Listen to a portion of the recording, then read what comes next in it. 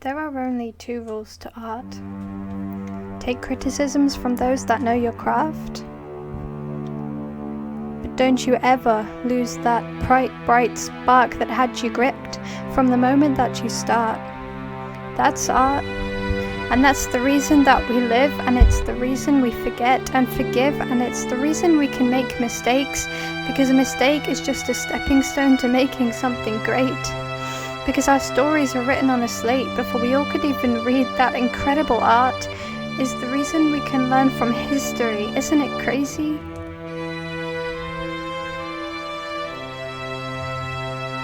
I think it's insane how people can dismiss and say they'd need a creative brain because art creates itself, and all we need to do is express that nagging feeling that I know you feel too. Be it science or architecture, be it history or math, you know when you've found it because it becomes that missing part you maybe didn't know was gone, but you needed from the start. Open your eyes and know that art is everything you see. Art is made to be admired. It's something you can be. It's something you can wear. It's something you can smoke. It's a dream turned to reality and given a hard rib poke sometimes. It's important to make reality a joke, to laugh at all the demons that want to see you choke. Because to laugh at something inside of you that you can't control shows so much courage and strength to take over ourselves, and that's art. That's the reason that we love, and it's the reason some believe in heaven above, because this world isn't perfect, nothing ever is, but we're recreating it, piece by piece. In the beginning there was nothing. Not a paintbrush or a microscope. In the beginning there was nothing. Not a dream or a wide-eyed wanderer. On day one we created light.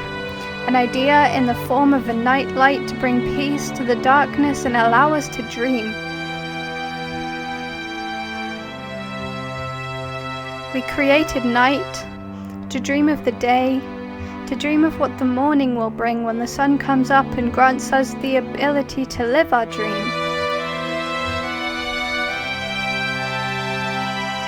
On day two, we created the heavens, to represent hope, to represent life, even after life, because you only really die when the last person who knew you follows behind. We created hope.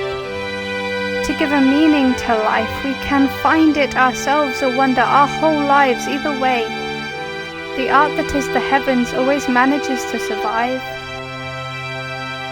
On day three, we created the land and sea. The most opposite pair we could even dream. This showed us that opposites can work together, and the differences between the two can weather any weather. We created the base for any life we dream up to thrive on the land or in the sea.